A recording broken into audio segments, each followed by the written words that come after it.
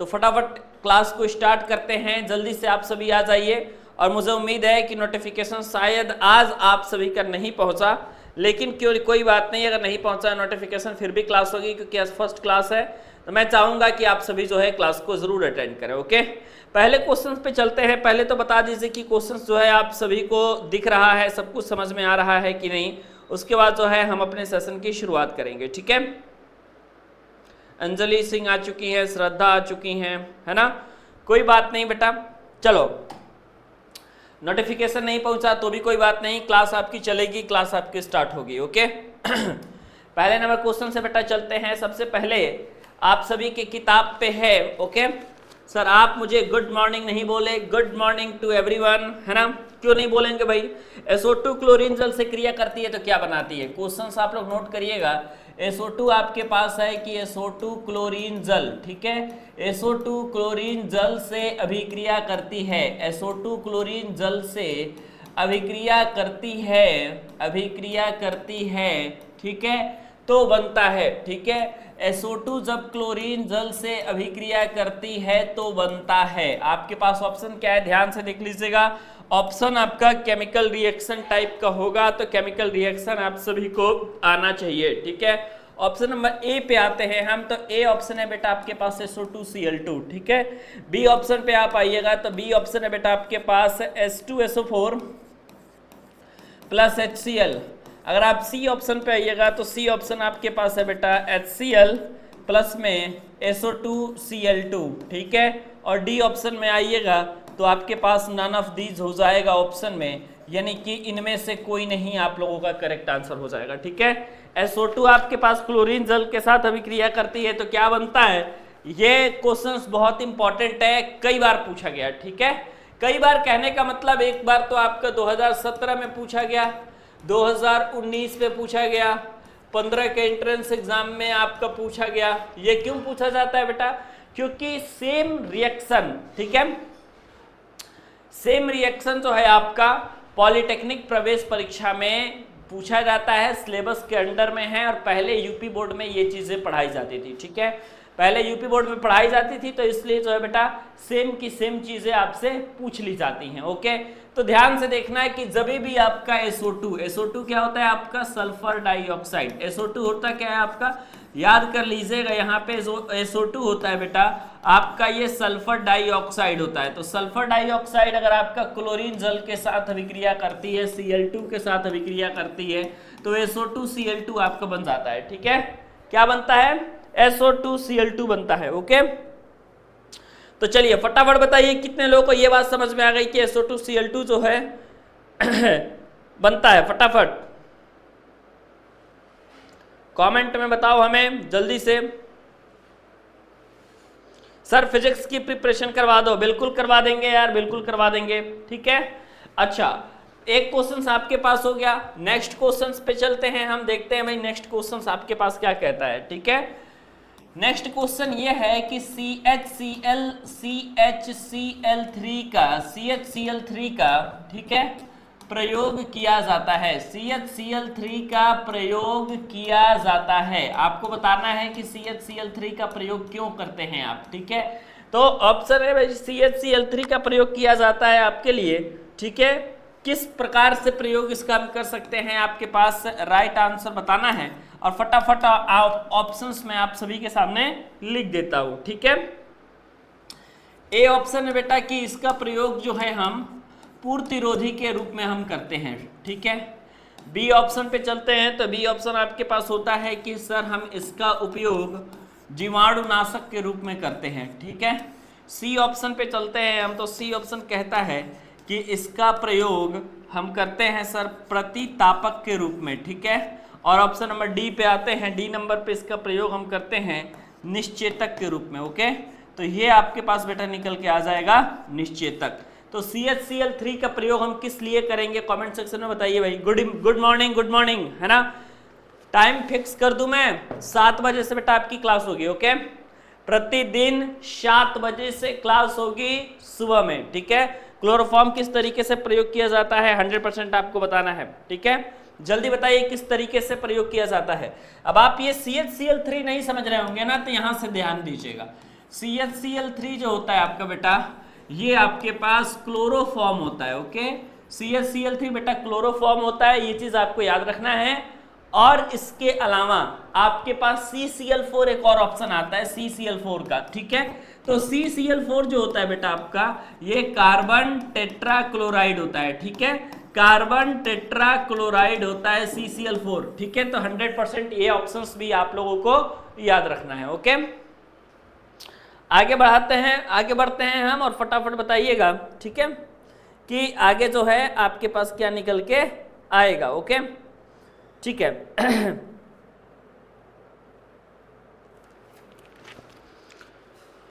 आविष्कार से related question है, आप इसका आंसर क्या दे रहे हो, निश्चेतक के रूप में दे रहे हो आप लोग ऑप्शन नंबर डी। अगर डी नंबर ऑप्शंस पे दे रहे होगे तो आपको मालूम चलेगा निश्चेतक, ठीक है।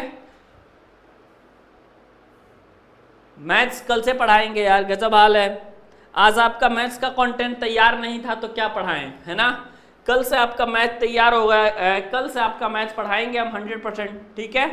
तो आप लोग टेंशन मत लीजिए। ओके, अगला क्वेश्चन है दोस्तों आपके पास, नेक्स्ट क्वेश्चन है आपके पास कि SO2, ठीक है, SO2 गैस को सर्वप्रथम तैयार किया था।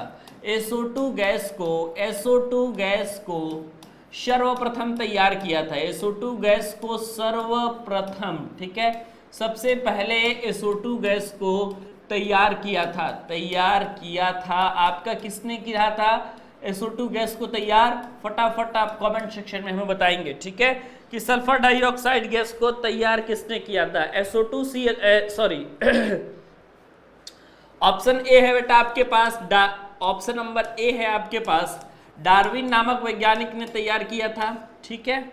या आपके पास ऑप्शन नंबर बी है, डाल्टन नामक वैज्ञानिक ने तैयार किया था। या ऑप्शन नंबर सी है बेटा आपके पास कि आइंस्टीन ने किया था, ठीक है, आइंस्टीन ने किया था।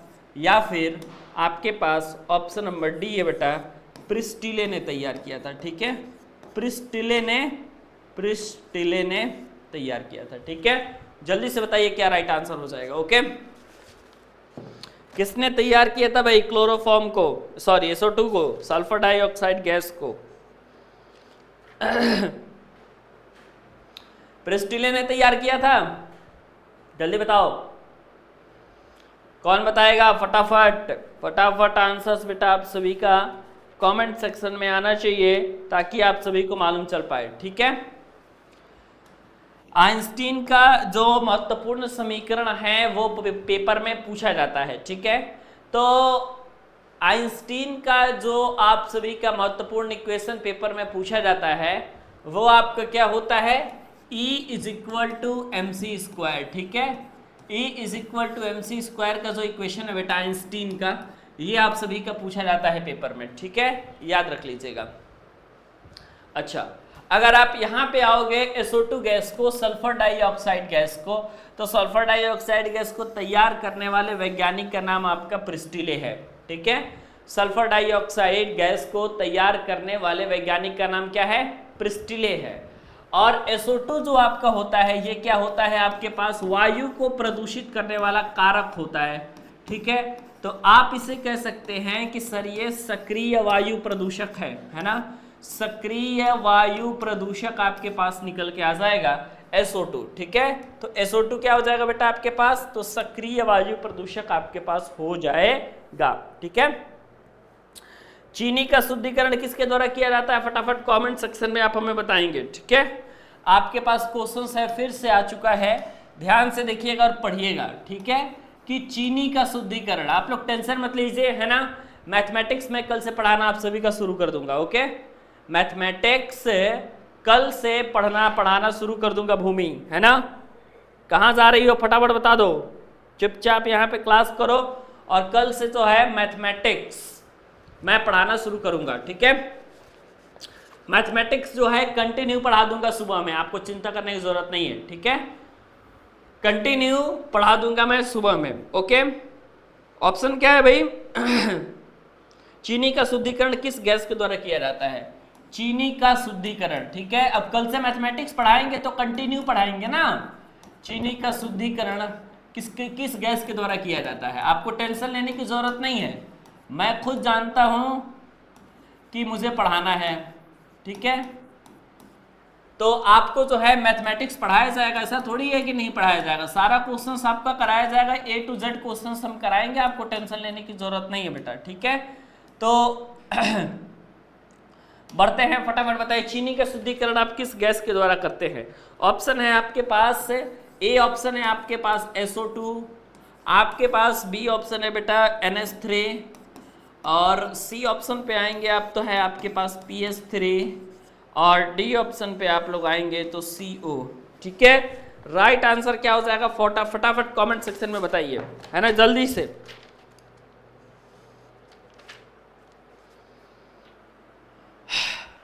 और आप सभी का पेट्रोल का शुद्धिकरण भी पूछा जाता है, ठीक है, पेट्रोल का शुद्धिकरण भी आपसे पूछा जाता है। तो अगर आपका पेट्रोल का शुद्धिकरण पूछा जाएगा, है ना, पेट्रोल का शुद्धिकरण आपसे पूछा जाएगा, तो उसमें भी जो रिस्पॉन्सिबल गैस होगी पेट्रोल के शुद्धिकरण करने में, पेट्रोल के शुद्धिकरण करने में उसमें भी जो रिस्पॉन्सिबल गैस होगी डेट इज ऑल्सो SO2, है ना, जिसको आप सल्फर डाइऑक्साइड कहते हो। और अगर आपसे पूछ रहा है चीनी का शुद्धिकरण करने में, तो चीनी का शुद्धिकरण करने में भी जो आपका यूज होगा वो आपका यूज होगा SO2, तो आपके पास ए वाला ऑप्शन बिल्कुल राइट आंसर हो जाएगा, ठीक है।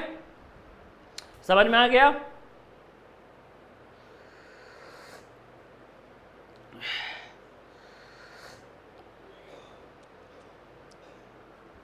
आगे बढ़ते हैं। वैसे मैथमेटिक्स में कौन सा चैप्टर आप सभी को ज्यादा समझ में नहीं आ रहा है, जल्दी से बताइएगा हमें, ठीक है। मैथमेटिक्स का कौन सा ऐसा सब्जेक्ट है जो कौन सा ऐसा चैप्टर है जो आपको समझ में नहीं आ रहा है, आप बताइए, तो मैं आपका वहीं से खेल शुरू करूंगा, है ना। Laddu Kumar, good morning Laddu. चलो, NaOH विलयन में SO2 गैस प्रोवाइड करने पर क्या बनता है, फटाफट बताना है कि NaOH विलयन में, ओके, NaOH विलयन में, NaOH के विलयन में आपको बताना है कि SO2 गैस, ठीक है, NaOH विलयन में SO2 गैस प्रवाहित करने पर, ठीक है, NaOH के विलयन में SO2 गैस प्रवाहित करने पर, ठीक है, क्या बनता है आप सभी को बताना है कि क्या बनेगा, क्या बनता है, 100% आप सभी लोगों को बताना है और पता होना चाहिए, ठीक है। बस केमिकल रिएक्शन है और कुछ नहीं है, केमिकल रिएक्शन है, आप सभी को केमिकल रिएक्शन पता होना चाहिए, ठीक है, ठीक है। तो NaOH विलयन जो होता है बेटा आपका कहाँ है, NaOH विलयन में SO2 गैस प्रवाहित करने पर क्या बनता है, Na2SO4, ऑप्शन नंबर ए है बेटा आपके पास Na2SO4। ऑप्शन बी पे हम आएंगे, वो है बेटा आपका Na2SO3। ऑप्शन सी पे आएंगे बेटा, और यहाँ पे ये कहता है Na2S, और ऑप्शन नंबर डी पे आएंगे, वो कहता है इनमें से कोई नहीं, ठीक है, इनमें से कोई नहीं। राइट आंसर बता दो भाई फटाफट। क्वेश्चन क्या है, NaOH के विलयन में, NaOH क्या होता है आपका, NaOH होता है आपका सोडियम हाइड्रोक्साइड, ओके। तो सोडियम हाइड्रोक्साइड के विलयन में अगर आपने सल्फर डाइऑक्साइड गैस को प्रवाहित कर दिया तो क्या बनेगा, आप सभी को बस यही बताना था, ठीक है, जल्दी से बताइए।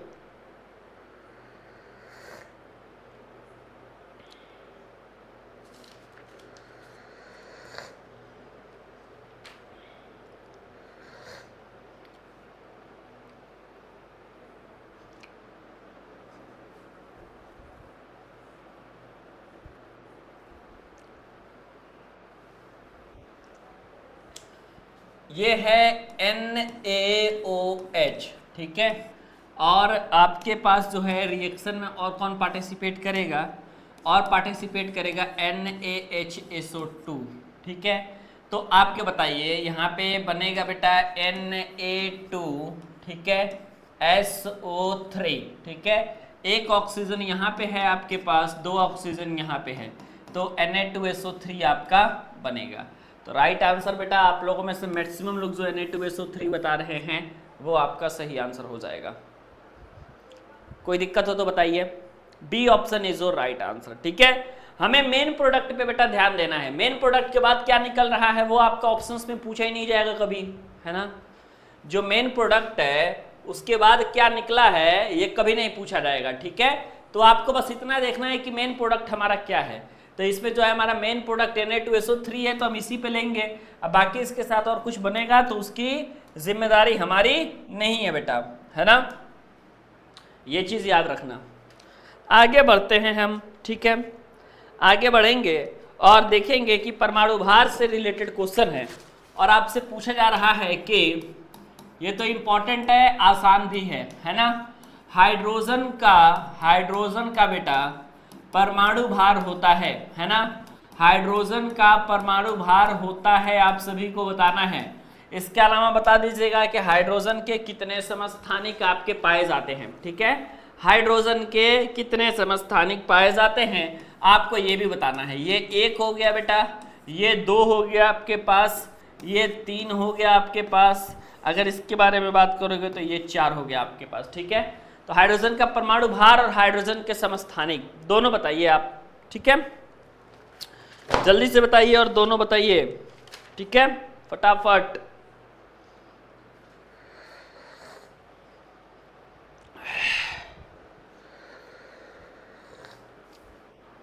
समस्थानिक भी बता दो यार। हाइड्रोजन के समस्थानिक पूछा जाता है, हाइड्रोजन के समस्थानिक पूछा जाता है, सिर्फ परमाणु भार बताने से काम नहीं चलेगा, है ना। समस्थानिक भी बता दो। अंकित कुमार कह रहे हैं सर आज इतना कम स्टूडेंट क्यों है। 2-3 रीजन है। पहला रीजन तो इतने कम स्टूडेंट्स होने का ये है ना। फर्स्ट रीजन आपके कब स्टूडेंट होने का ये है कि सुबह में पहली बार क्लास चला रहा हूँ। ठीक है, अब सुबह में पहली बार क्लास चला रहा हूँ तो किसी को मालूम है नहीं कि क्लास कितने बजे से चल रही है, पहली चीज़। सेकंड चीज़ ये है कि नोटिफिकेशन यूट्यूब ने भेजा नहीं है किसी के पास। नोटिफिकेशन भेजता तो बच्चों को पता भी चल जाता। अब इतने वीडियोस जा रहे हैं दिन में कि बेटा नोटिफिकेशन दे ही नहीं पा रहा है वो, है ना, क्योंकि हमें रिकॉर्डिंग वीडियोस भी भेजने हैं और वो चीज़ भी भेजी जा रही है ना। आइसोटोप्स 3 होते हैं। आप कह रहे हो सर आइसोटोप्स 3 होते हैं, इसके बहुत बढ़िया। हाइड्रोजन के जो आइसोटोप्स होते हैं 1H1, 1H2 और 1H3, आपके पास जो है 3 आइसोटोप्स निकल के आते हैं। और ये 3 आइसोटोप्स जो होते हैं किसके होते हैं बेटा, हाइड्रोजन के होते हैं। ठीक है, तो हाइड्रोजन के 3 आइसोटोप्स आपके पास निकल के आते हैं। परमाणु भार के बारे में बात करोगे तो परमाणु भार आपके पास 1 होता है, ये चीज़ आपको 100% याद रखना है। ठीक है, आगे बढ़ते हैं हम, फटाफट बता दीजिएगा नेक्स्ट क्वेश्चन। ठीक है,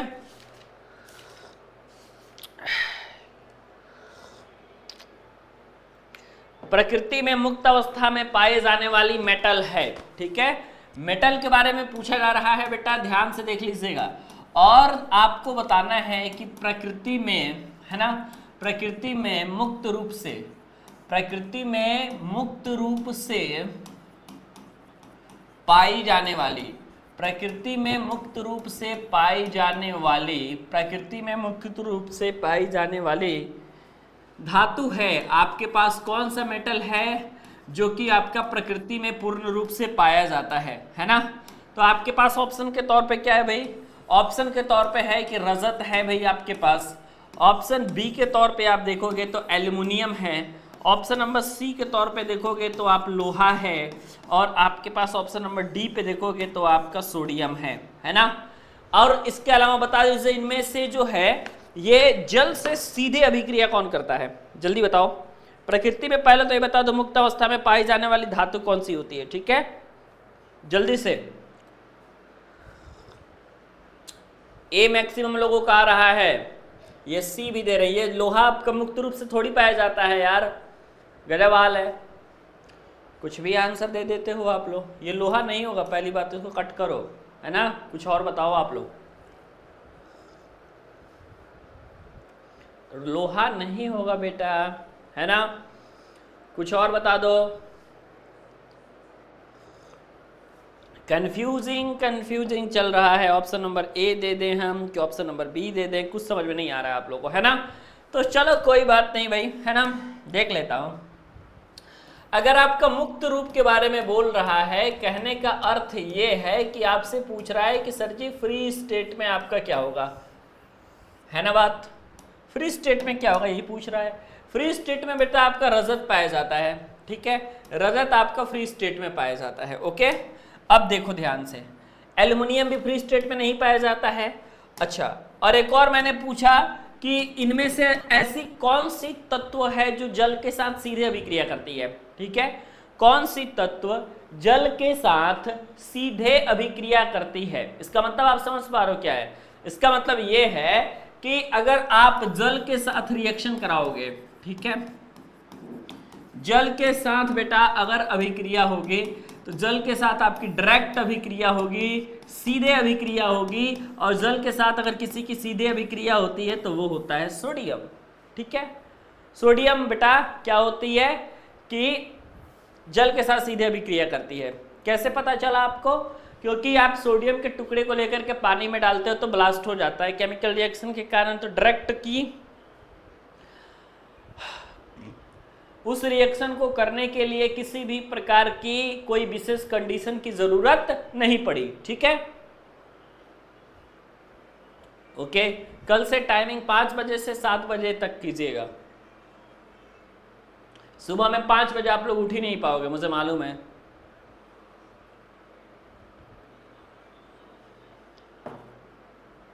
सुबह में आप सभी के लिए 5 बजे उठना मतलब कि बहुत बड़ी बात हो जाएगी, है ना। तो इसलिए कम से कम टाइमिंग को 7 से 8 जरूर करिए, है ना। टाइमिंग बेटा आपकी हो जाएगी 7 से 8, है ना। और रात को आप कहोगे तो पढ़ा दूंगा, है ना। दिन में आप लोग जो है ये 2 घंटा प्लीज पढ़ने के लिए मत कहो, है ना। सुबह में खासकर आप लोग जो है रात को 8:30 से लेकर के 9:30 पढ़ करके आप भले 10 बजे रात तक पढ़ लो, लेकिन आप लोग जो है डेली कोशिश करो कि हम डेली जो है सुबह शाम दोनों टाइम चलाएं, है ना। ज़्यादा देर पढ़ाने से नहीं होता है कि हम कंटेंट कितना दे पा रहे हैं, ठीक है। कंटेंट अगर आप सभी को कल से मैथ का भी मिलना शुरू हो जाएगा तो सॉल्यूशन आप लोगों का खत्म हो जाएगा, है ना। मतलब कंटिन्यू आप सभी जो है मतलब क्या बताया जाए, मैथमेटिक्स आप लोग कंप्लीट पढ़ लोगे, ठीक है। एक एक चैप्टर करवा दूंगा, पहले जितने इंपॉर्टेंट चैप्टर्स हैं वो छाट लेंगे और छाट करके कराना शुरू कर देंगे, ठीक है। अगला आपके पास ऑप्शन है कि धातुओं के ऑक्साइड प्रायः होते हैं। ये इंपॉर्टेंट क्वेश्चन है बेटा, ध्यान से देखिएगा और बताइएगा कि धातुओं के ऑक्साइड, ठीक है, धातुओं के ऑक्साइड प्रायः होते हैं, है ना। धातुओं के ऑक्साइड प्रायः होते हैं। धातुओं के ऑक्साइड कैसे होते हैं आप सभी को बताना है, क्षारीय, अम्लीय, उदासीन, उभयधर्मी, ठीक है। ऑप्शन नंबर ए कह रहा है कि धातुओं के ऑक्साइड सर जी क्षारीय होते हैं। ऑप्शन बी पे आप लोग आएंगे तो आपके पास आता है कि धातुओं के ऑक्साइड आपके पास अम्लीय होते हैं। ऑप्शन सी पे आओगे तो पता चलेगा कि धातुओं के ऑक्साइड आपके पास उदासीन होते हैं। ऑप्शन नंबर डी पे आओगे तो आपके पास पता चलेगा कि जो धातुओं के ऑक्साइड होते हैं वो आपके उभयधर्मी होते हैं, ठीक है। तो धातु का भी आप यहीं से बता लो और अधातु का भी यहीं से बता लो, ठीक है। डेली डेली डेली डेली आप सभी का चलेगा और एग्जाम टाइम भर, ठीक है। तो ज़्यादा टेंशन लेने की जरूरत नहीं है, डेली चलेगा।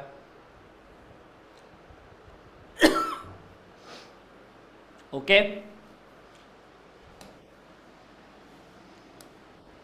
धातुओं के ऑक्साइड कैसे होते हैं आप सभी को बताना है, ठीक है।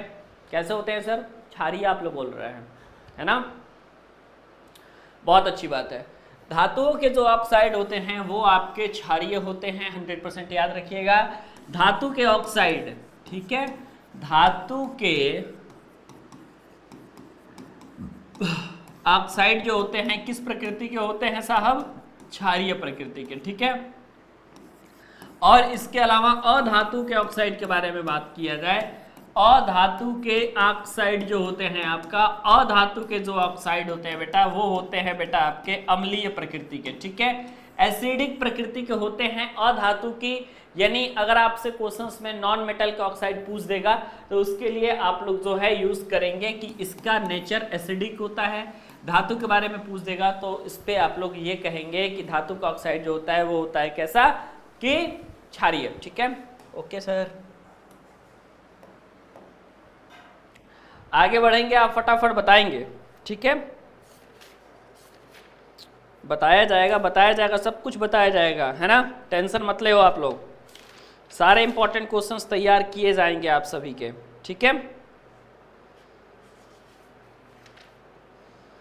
घबरा जाते हो आप लोग बहुत ज़्यादा, है ना, जब हम हैं तो क्या गम है। ठीक है,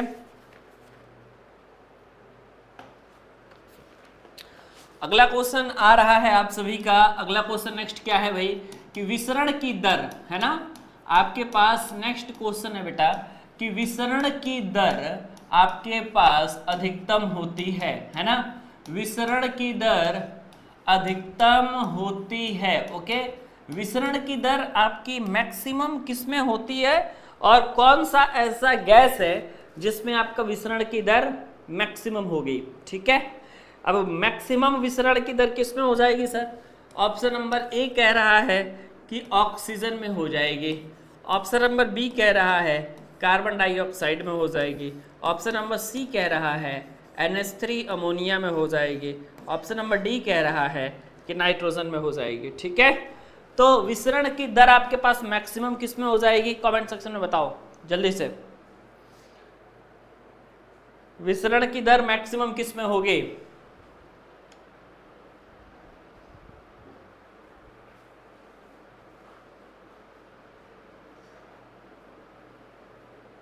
अंकिता कह रही हैं जब सरकारी कॉलेज नहीं मिलेगा तो क्या होगा सर, ऐसा कैसे हो सकता है अंकिता की सरकारी कॉलेज नहीं मिलेगा, हैं? मैं क्या करने के लिए यहाँ पर खड़ा हूँ ये बता दो पहले। जब मैंने ऑलरेडी आपको बोल रखा है कि काउंसलिंग कराते समय देखो कब नहीं मिलेगा, मैं कंडीशन बता देता हूँ।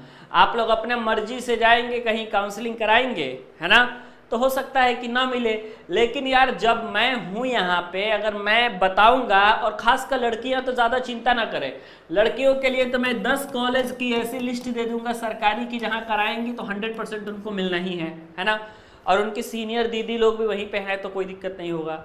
और ये जो लड़के हैं लड़कों के लिए भी कोई दिक्कत नहीं है, सीटों की संख्या पर्याप्त है, कॉलेजों की संख्या पर्याप्त है, 149 कॉलेज है बेटा आपके पास, तो कॉलेज पर्याप्त है, बस थोड़ा सा मेहनत करेंगे तो अच्छी जगह पहुंच जाएंगे, है ना, उसके लिए बहुत ज़्यादा डूब के मेहनत करने की भी ज़रूरत नहीं है, आप आराम से थोड़ा सा कम भी मेहनत करेंगे तो आपके पास जो है वो सरकारी कॉलेज मिल जाएगा। ठीक है, तो कोई चिंता मत करो।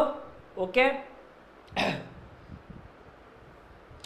देखो विसरण की दर, अगर आप विसरण की दर के बारे में बात करोगे तो विसरण की जो दर होती है आपकी सबसे अधिक आपकी कहीं होती है किसी गैस में, तो वो होती है आपकी अमोनिया गैस में। ठीक है, तो आपको याद रखना है कि अमोनिया में, है ना, अमोनिया में आपकी क्या होती है भाई, विसरण की दर सबसे अधिकतम होती है। ठीक है, कोई कंफ्यूजन?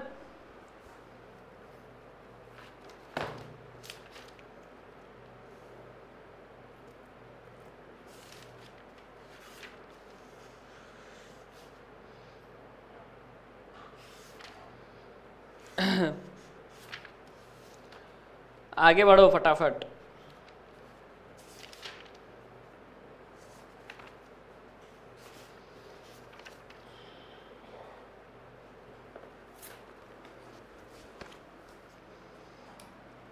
नेक्स्ट क्वेश्चन बेटा आपके पास है। ठीक है, फेनोमिना है आपके पास आकाश। ठीक है, आकाश ऐसे नहीं लिखा जाएगा, है ना, आकाश ऐसे लिखा जाएगा। आपको बताना है आकाश नीला दिखाई देता है। ठीक है, आकाश नीला दिखाई देता है, रीजन आपको बताना है, फटाफट कमेंट सेक्शन में रीजन बताइएगा आप लोग। आकाश नीला दिखाई देता है, क्यों दिखाई देता है? ऑप्शन नंबर ए है कि आकाश का जो नीला दिखाई देने का रीजन है वो प्रकीर्णन है। आपके पास बी है कि आकाश जो नीला दिखाई देता है वो परावर्तन के कारण दिखाई देता है। ऑप्शन सी है कि आकाश जो नीला दिखाई देता है वो अपवर्तन के कारण दिखाई देता है। और ऑप्शन नंबर डी है आपके पास कि आकाश जो नीला दिखाई देता है वो दिखाई देता है आपका पूर्ण आंतरिक परावर्तन। ठीक है, टोटल इंटरनल रिफ्लेक्शन के कारण दिखाई देता है। आप बता दो कि क्या रीजन होगा, which one is the best reason. ठीक है, फटाफट।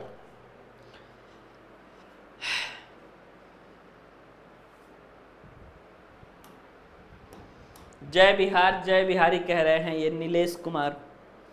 बेटा पढ़ने पे भी ध्यान लगा लो, है ना।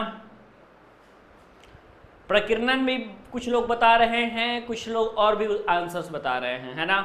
मतलब अलग अलग आंसर्स आप सभी का आ रहा है। जल्दी से बता दो क्या होगा। ये नहीं होगा, ठीक है। टोटल इंटरनल रिफ्लेक्शन नहीं होगा, परावर्तन भी नहीं होगा और अपवर्तन भी नहीं होगा, ठीक है। तो अपवर्तन का एक कंडीशन में बता देता हूं कि अपवर्तन का एक एप्लीकेशन क्या पूछा जाता है पेपर में। लेकिन याद रखना कि अगर आकाश नीला दिखाई देने का रीजन पूछे तो उसमें प्रकाश के प्रकीर्णन को आप लोग फॉलो जरूर करना, ठीक है। अपवर्तन में ये होता है ना आप लोगों का कि अगर आपसे पूछे कि कोई पानी में अगर आपका किसी भी निडल को डालते हैं, किसी भी पेंसिल को डालते हैं, है ना, तो अगर आप सभी को ये पूछे कि वास्तविक गहराई से कम गहराई आपके ऊपर दिखती है जबकि वास्तविक गहराई नीचे होती है, ये रीजन होता है आपका प्रकाश के परावर्तन का, ठीक है। सबका अलग अलग रीजन है, पेपर में पूछा जाता है तो आप सभी का 100% उसका जवाब देना है, ठीक है। आगे देखते हैं फटाफट कि आगे आपके पास क्या निकल के आता है। ऊष्मा सबसे तेजी से किसके द्वारा संचरित होती है, ठीक है। क्वेश्चंस आपके पास निकल के आएगा कि ऊष्मा, ठीक है, ऊष्मा सबसे तेजी से, ठीक है, ऊष्मा सबसे तेजी से संचरित होती है ना। ऊष्मा सबसे तेजी से संचरित होती है, किस तरीके से सबसे तेजी से संचरित होगी, उस पर कौन सी आपके पास माध्यम का इस्तेमाल करना पड़ेगा, ठीक है, ऊष्मा को संचरण करवाने में। अब ऊष्मा के संचरण की बहुत सारी विधियां होती है। एक आपके पास होता है चालन से ऊष्मा संचरित, बी ऑप्शन आपके पास निकल के आता है संवहन से ऊष्मा संचरित होती है, सी ऑप्शन आपके पास निकल के आता है कि विकिरण से, है ना। तो ऊष्मा संचरण का आपके पास यही 3 मेथड है। ऑप्शन नंबर डी पे आप लोग आ जाओगे तो आपके पास निकल के आ जाएगा सभी में समान, है ना। तो आपके पास ऑप्शन नंबर डी क्या आ जाएगा, सभी में समान आ जाएगा। ऊष्मा सबसे तेजी के साथ संचरित किससे होती है, किसमें होती है, आपको बताना है, ठीक है।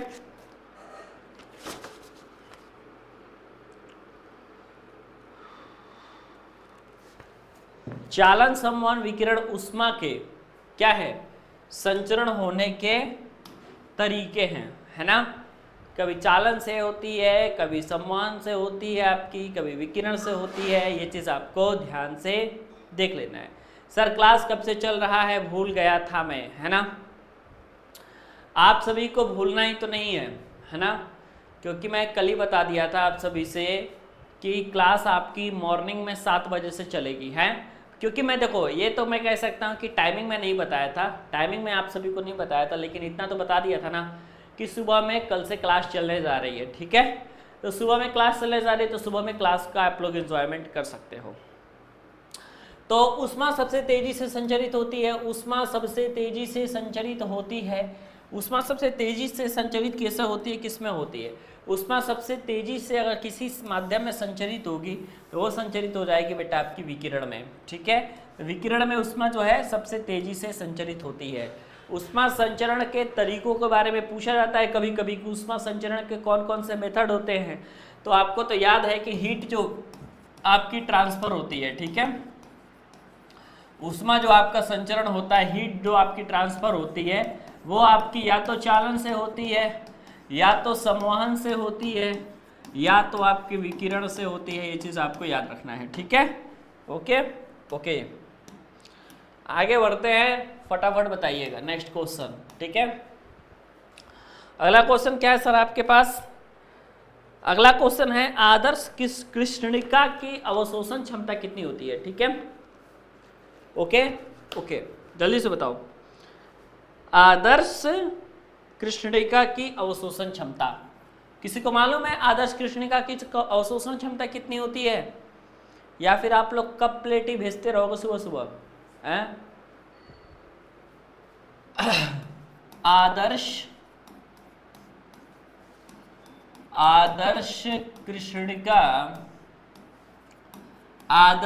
कृष्णिका की अवशोषण क्षमता होती है। ठीक है, आदर्श कृष्णिका की अवशोषण क्षमता होती है। आदर्श कृष्णिका की अवशोषण क्षमता कितनी होती है? ठीक है, जल्दी से आपको बताना है कि आदर्श कृष्णिका की अवशोषण क्षमता कितनी होती है।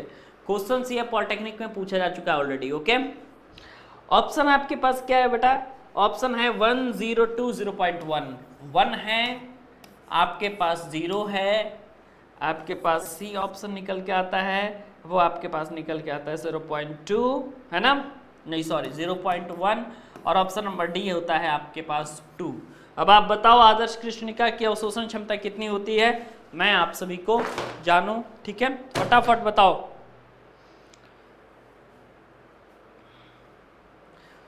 आंसर्स अगर आ चुका है तो कमेंट सेक्शन में भी उस आंसर्स को सामने रख लो आप लोग, ताकि पता चले, है ना?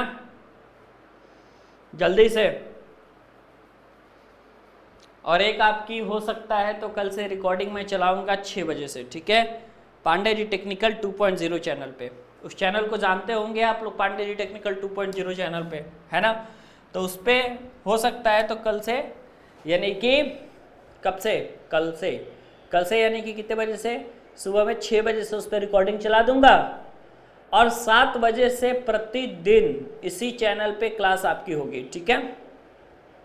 इस चैनल पे जो क्लास है प्रतिदिन होगी, और सुबह में 7 बजे से होगी और रात में 8:30 बजे से होगी, ठीक है? तो ये चीज़ ध्यान देना है। और कल से मैथ चलेगा, ठीक है, मैथ चलेगा, ये चीज़ भी आपको याद रखना है। आदर्श कृष्णिका के बारे में पूछा जाता है तो आदर्श कृष्णिका की अवशोषण क्षमता 1 होती है, ठीक है? तो परफेक्टली ब्लैक बॉडी, ठीक है, परफेक्टली, ठीक है, ब्लैक बॉडी आदर्श कृष्णिका की अवशोषण क्षमता, है ना? आप सभी से पूछता है अगर अवशोषण क्षमता, देन अवशोषण क्षमता इसकी होती है 1, ठीक है? आगे बढ़ते हैं नेक्स्ट क्वेश्चन पे। अगला क्वेश्चन क्या है आप सभी को फटाफट कमेंट सेक्शन में बताना है, ठीक है?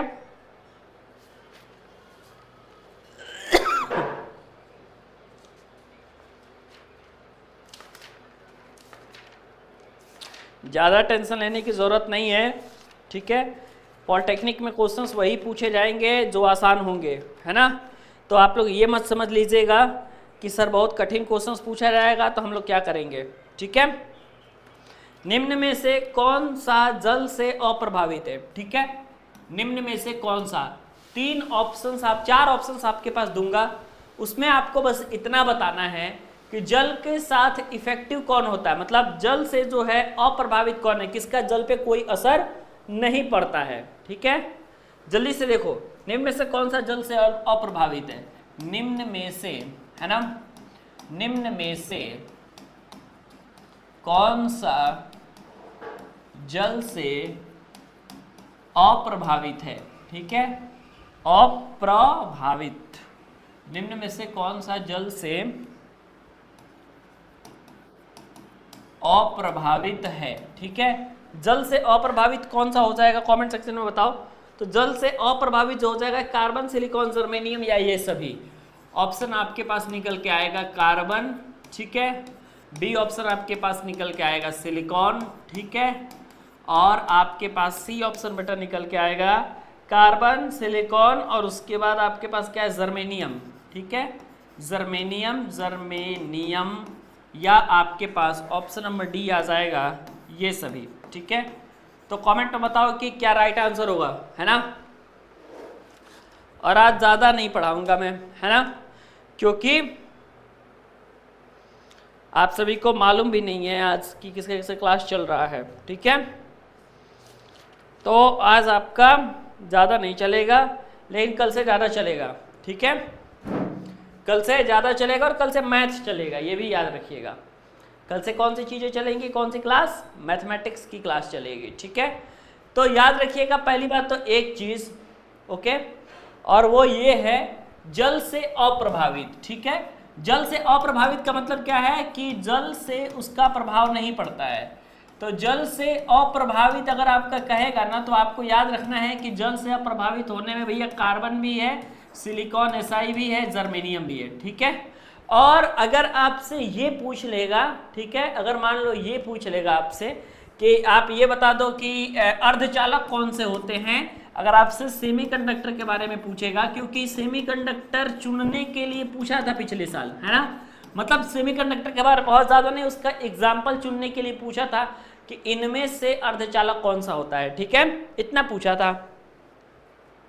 तो इनमें से अर्धचालक कौन सा होता है, तो सेमीकंडक्टर अगर जब भी पूछेगा, जर्मेनियम हो जाएगा आपका बेटा, सिलिकॉन हो जाएगा, गैलियम आर्सेनाइड हो जाएगा, ठीक है, ये सारे के सारे आपके क्या हो जाएंगे, तो ये हो जाएंगे आपके राइट आंसर, ठीक है।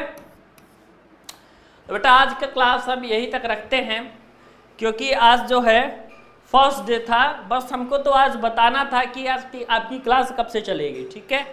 तो क्लास के बारे में पता चल गया आपको, क्लास जो है प्रतिदिन आपकी चलेगी। वाईटी कह रहे हैं आदिल यादव सर आप मेरा कमेंट नहीं पढ़ते हैं, काउंसलिंग कैसे करवाएंगे आप पॉलिटेक्निक में, गवर्नमेंट कॉलेज कैसे मिलेगा, संपर्क कैसे करें। संपर्क करने की कोई ज़रूरत नहीं बेटा, यूट्यूब पे आप वीडियोस देखते रहिए, मैं आपको यूट्यूब पे आके एक एक इन्फॉर्मेशन दे दूंगा, ठीक है। और काउंसलिंग कैसे कराना है, काउंसलिंग एक्चुअली में कराएंगे आप ही अपने दुकान पर जा करके, लेकिन बताऊँगा मैं, ठीक है। तो सुबह शाम दोनों समय पढ़ाएंगे, मैथमेटिक्स भी पढ़ाएंगे, तो मैथमेटिक्स आपका हो सकता है तो मैं सुबह में कर दूँ, ठीक है, सुबह में मैथ कर दूंगा और शाम को साइंस कर दूंगा, ऐसा हो सकता है, ठीक है। तो सुबह में 7 बजे से आपकी क्लास चलेगी। आयुषी कह रही है सर जी 6 बजे से, 6 बजे से क्या चलेगा मैं आपको बता देता हूँ, पांडे जी टेक्निकल 2.0 चैनल पे मैं रिकॉर्डिंग चलाऊंगा बेटा, वो चलाऊंगा सुबह में 6 बजे से, ठीक है। प्रतिदिन पांडे जी टेक्निकल 2.0 चैनल पे चलेगी रिकॉर्डिंग, वो भी सुबह 6 बजे से, ठीक है। रिकॉर्डिंग देखना है तो वहाँ पे आ जाइएगा, वरना आपकी लाइव क्लास सुबह में 7 बजे से ही चलेगी, क्योंकि सारे बच्चे 7 बजे तक जाग जाएंगे, एटलीस्ट 6 बजे बहुत पहले हो जा रहा है, और आप सभी के 7 से 8 चला देंगे और 8:30 से 9:30 चला देंगे, बीच में कोई इन्फॉर्मेशन आएगी वो भी दे देंगे, ठीक है। Bye bye, take care.